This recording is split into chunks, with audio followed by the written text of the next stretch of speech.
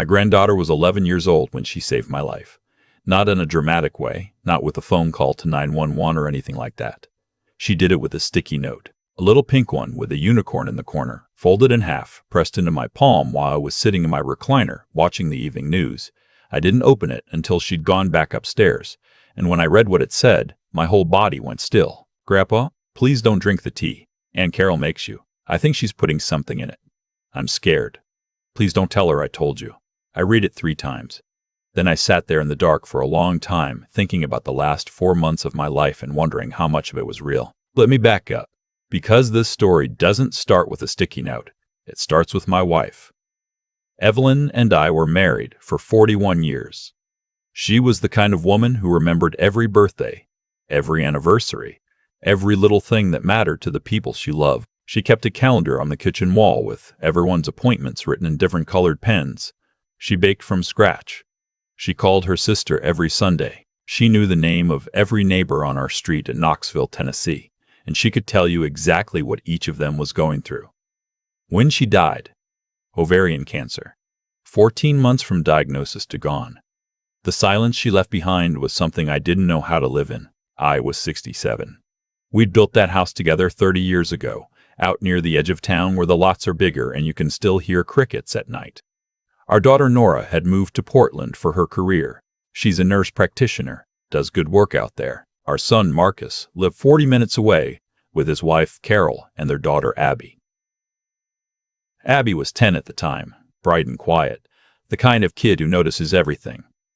After the funeral, Marcus came around more, which was good.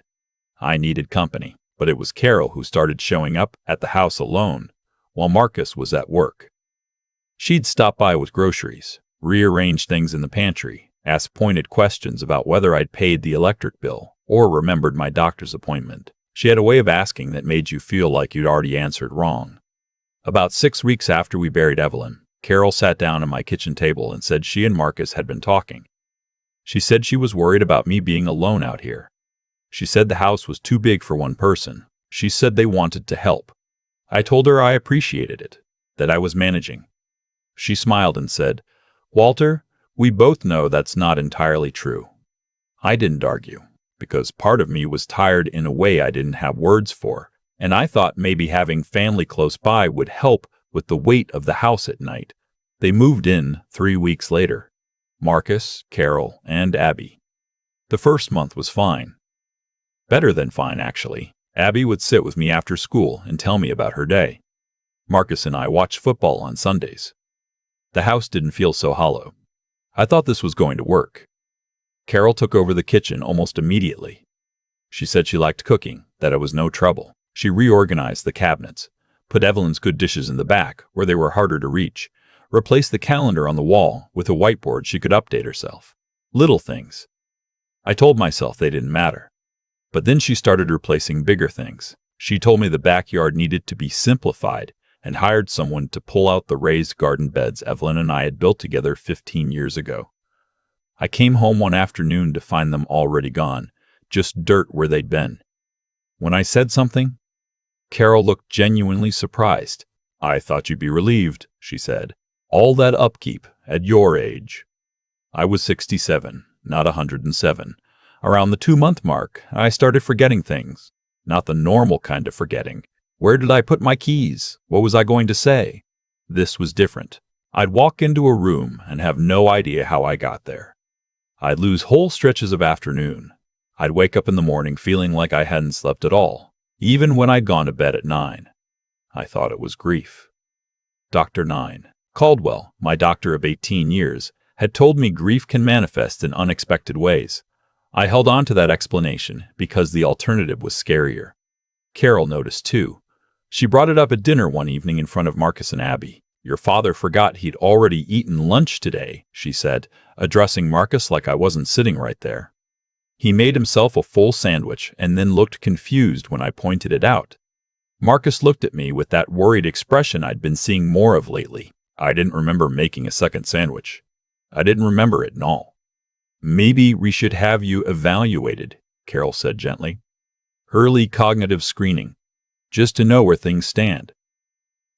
She started making me a cup of chamomile tea every evening.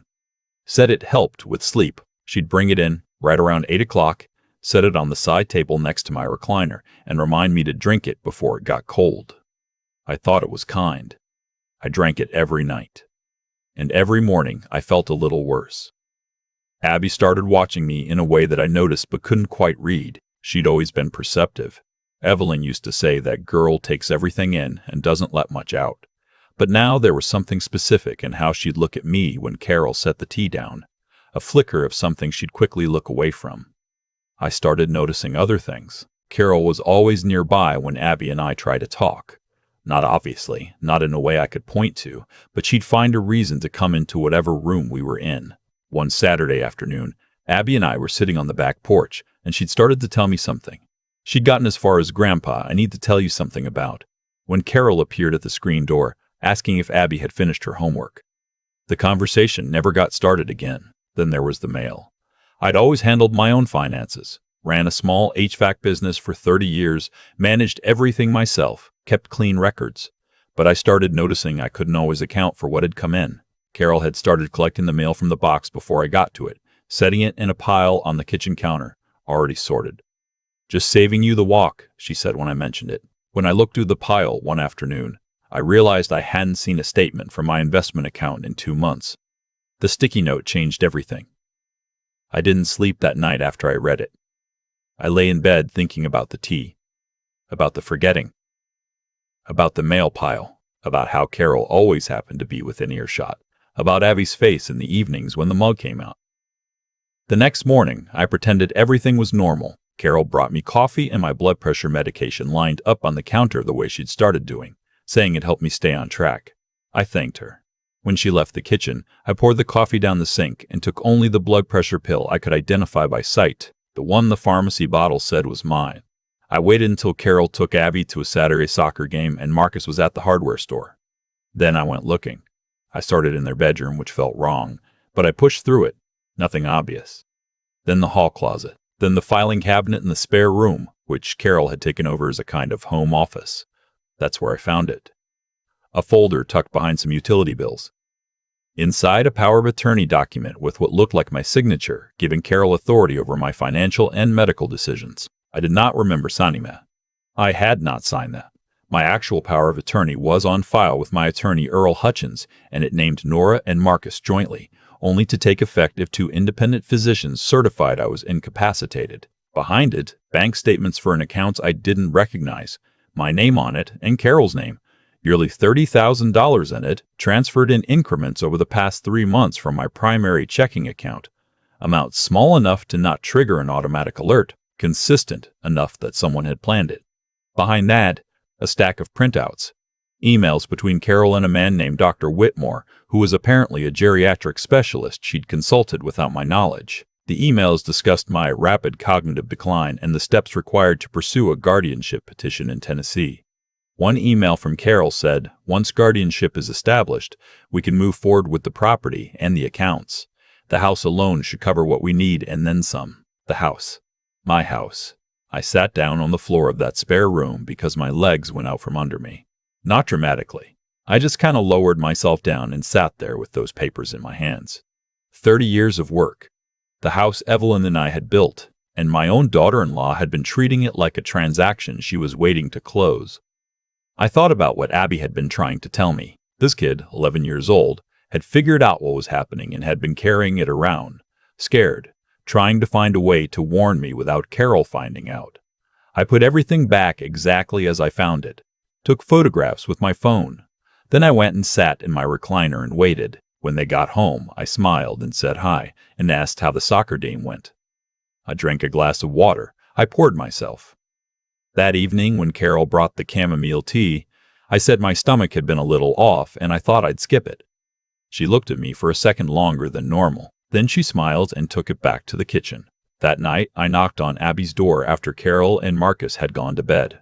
She opened it and looked up at me, and I could see the relief on her face that I hadn't said anything in front of Carol, mixed with the fear that I was upset with her. I knelt down so I was at her level. "The note," I said quietly. "Tell me what you know." She exhaled like she'd been holding her breath for weeks. "She'd been suspicious since the 2nd month," she said. She'd seen Carol in the kitchen one morning, early, before anyone else was up. Abby had come downstairs for water and stopped at the hallway when she saw the kitchen light on. Carol was at the counter with her back to the door, doing something with a small glass mortar and pestle Abby had never seen before, the kind of thing you'd use to grind up pills. Carol put something into the tea mug, then rinsed the mortar and put it in her purse. Abby didn't say anything. She went back upstairs. For 2 weeks, she watched and tried to figure out what to do. She was 11, and she was scared of her own mother, and she didn't know who to tell. "Why didn't you tell your dad?" I asked. She was quiet for a moment. "Because Dad agrees with everything Mom says."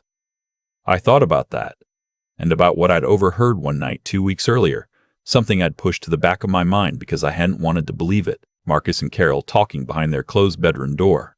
I'd only caught fragments. Marcus saying, "If the guardianship goes through," and Carol saying, "Nora's not a problem. She's too far away and she trusts us." And Marcus saying, "Quieter. I just don't want him to end up." And Carol cutting him off with something I didn't catch. My son. He wasn't driving it, maybe. But he knew. He was letting it happen. I held it together for Abby's sake. I told her she was incredibly brave. I told her she'd done the right thing. I told her that I was going to take care of it and that she was not going to get in any trouble, and that she didn't need to do anything else except act normal for a little while longer. She hugged me hard around the neck, the way she used to when she was smaller, and I held on and told myself to stay steady.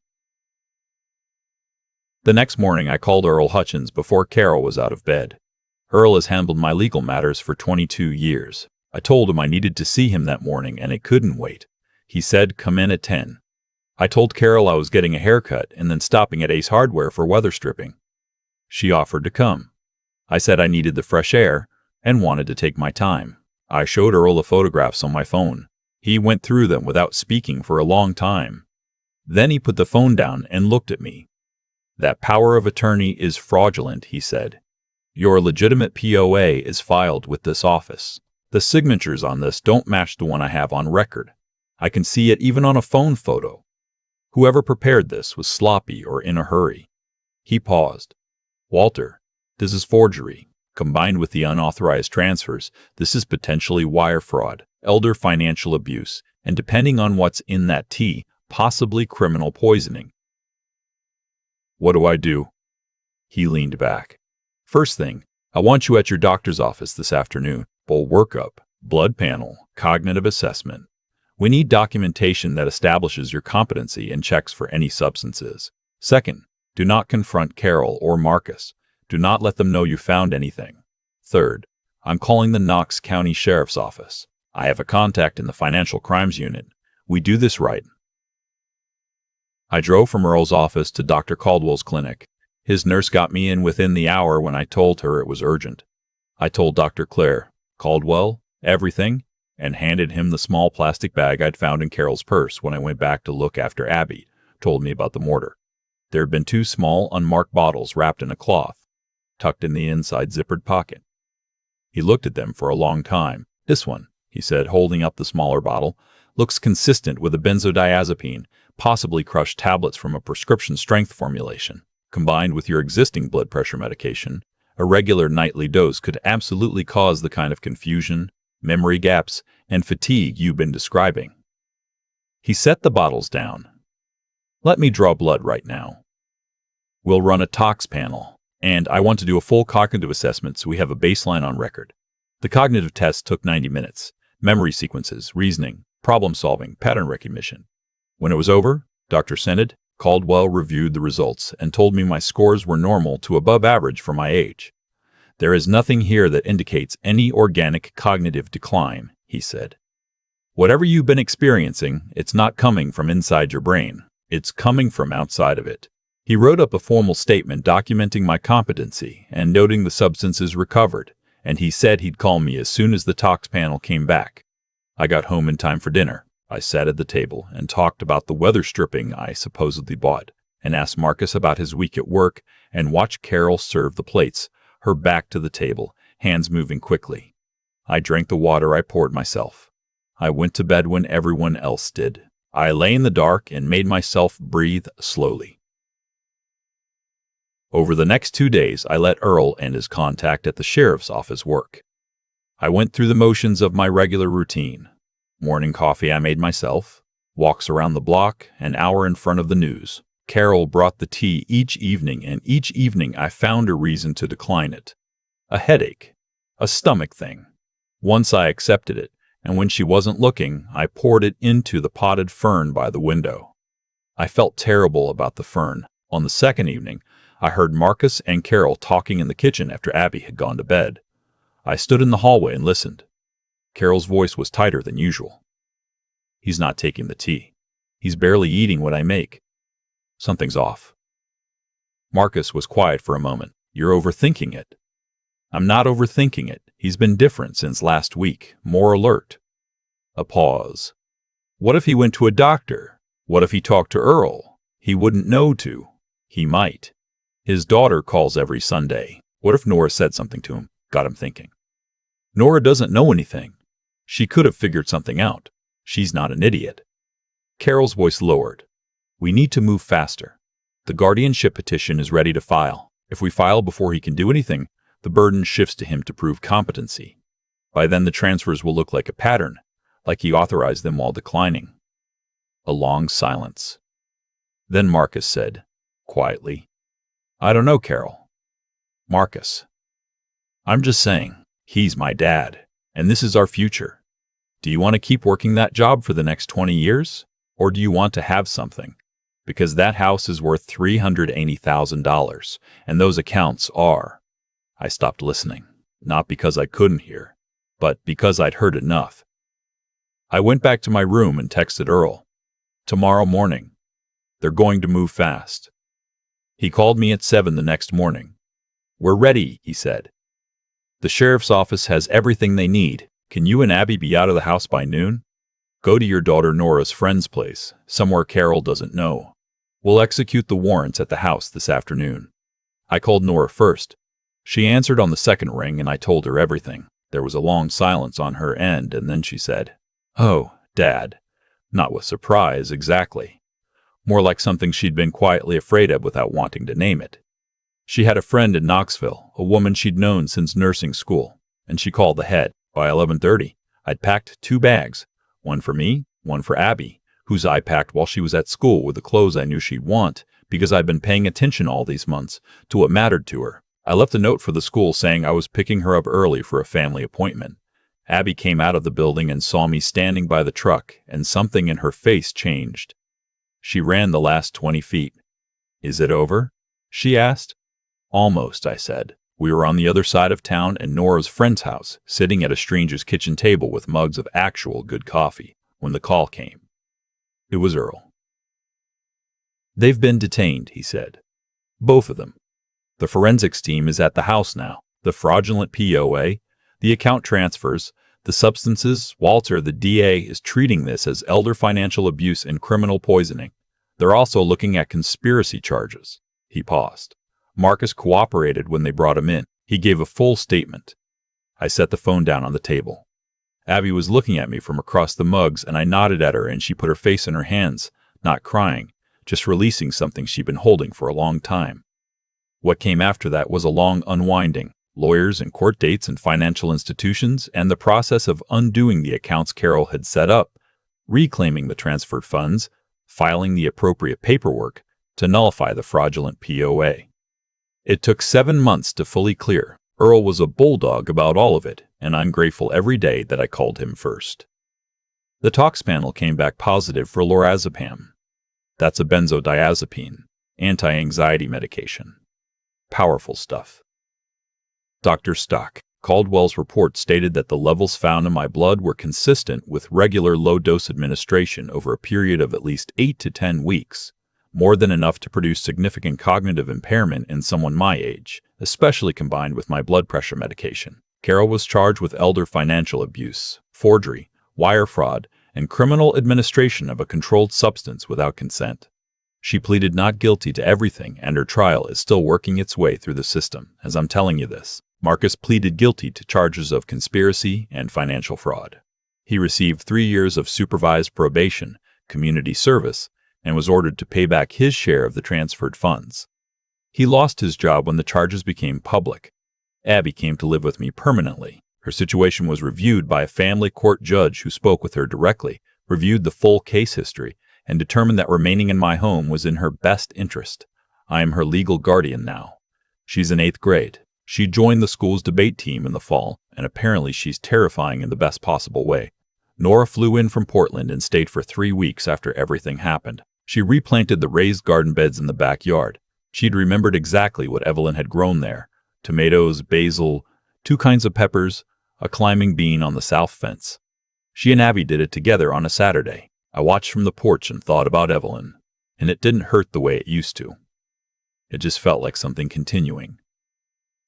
As for Marcus, that's the part I still don't have a clean answer to. He is my son. I raised him. I know the person he was before Carol. I also know that he sat at that kitchen table and talked about my house like it was a budget line. He let his daughter watch her grandfather being poisoned and said nothing. There's no framing that makes that okay, and I'm not going to pretend there is. He sent me a letter about 4 months after the sentencing. It was 3 pages, handwritten. I read it once, put it in a drawer, and I haven't decided yet what to do with it. That's an honest answer. I'm 68 years old, and I don't have to have that figured out today. What I have figured out is this: I manage my own medication now from a locked box I keep in my bedroom. I pick up my own mail every day, rain or cold, because it takes 3 minutes and it's mine to do. My investment accounts have 2-factor authentication, and Nora has view access so she can see the statements without having control over them. Earl drafted an updated POA, and we recorded it properly. My locksmith put new locks on the house, and I know where every key is. I make my own coffee. These feel like small things, but they are not small things. They are the things that mark the difference between living in your own life and being slowly moved out of it by people who've decided you're no longer the main character. Evelyn would have figured Carol out in about a week. She had an accuracy about people that I always admired and sometimes found uncomfortable when it was directed at me. I think about her a lot when I'm in the kitchen in the morning and the missing is still there. It doesn't go away, but it's changed shape. It's become something I carry rather than something that carries me. Abby is the reason I'm still here, not in a metaphorical way.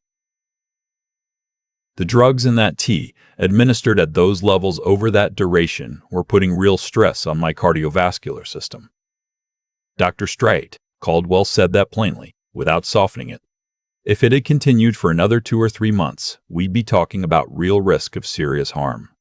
An 11-year-old with a pink sticky note and a unicorn in the corner stopped that from happening. I want to say something to anyone listening to this who's older and who's maybe been noticing things they can't quite explain.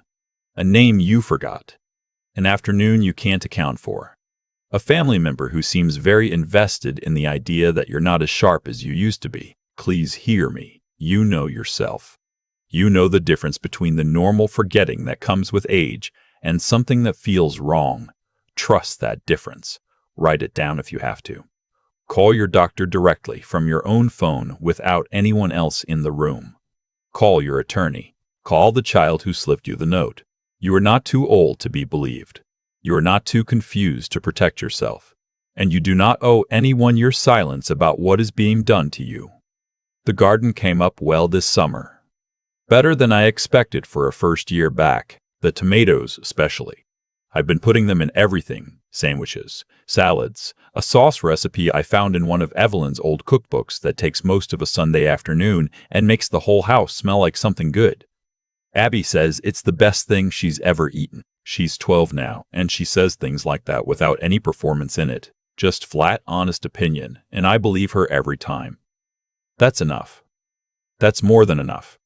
It's everything, actually. I've thought a lot about cause and effect since all this happened. Not in any cosmic sense. I'm not a man who leans on that kind of framing. I mean it in the plainest way possible. The things people choose to do have weight. They land somewhere. They produce consequences that are real and lasting, and no amount of smooth talk or careful planning changes that arithmetic in the end. Carol made a series of choices. She chose to see an old man who just lost his wife and calculate what she could take from him. She chose to put a substance in a cup of tea every evening and hand it to me with a smile. She chose to teach her own daughter by example what it looks like when a person treats another human being as a problem to be managed. Those choices didn't disappear into the air. They built a structure, and eventually that structure collapsed on her. Marcus made choices too. His were quieter, which in some ways makes them harder for me to sit with. He didn't originate the plan, but he heard it, he understood it, and he let it move forward. I raised him to know the difference between right and wrong. He knew. That's the part I come back to. Not that he was deceived, but that he wasn't. He just decided that a house with a dollar value mattered more than the man who built it. That's a choice, and it has a weight he'll carry for a long time. And then there's Abby. 11 years old, living inside a household where the adult she was supposed to trust most was doing something she knew in her bones was wrong. She had every reason to stay quiet. She was a child. She was scared. The easier path was to look away, to tell herself she'd misunderstood, to wait for someone else to notice. She didn't take that path. She found a pink sticky note with a unicorn on it, and she put the truth in my hand. And that act, that small, terrified, completely clear-eyed act, is what changed everything. I think about what that required of her. It wasn't just courage, though it was that. It was also a kind of moral clarity that most adults spend their whole lives struggling toward. She knew what she'd seen. She didn't talk herself out of it. She didn't wait for permission to act. She decided that protecting someone she loved was worth the risk of being wrong, or being in trouble, or not being believed. That's not something you can teach in a classroom. It comes from somewhere inside a person, and Abby had it at 11. What I've learned from all of this, the thing I'd say to anyone who finds themselves where I was, is that your own clarity is an asset worth protecting. I didn't trust mine for months. I let other people's confident explanations override what my own experience was telling me. That's the thing Carol was really counting on. Not just the drugs, but the self-doubt that comes with being told, repeatedly and in front of witnesses, that your mind isn't what it was. She was right that the self-doubt is powerful. She was wrong that it was permanent. The moment I stopped drinking the tea, the fog lifted. And underneath the fog was the same person who'd run a business for 30 years, raised 2 kids, built a house, and loved a woman well. He'd been there the whole time. He just needed someone to hand him a note. Stay sharp. Know your own mind, and pay attention to the quiet ones. They're usually the ones who see things most clearly.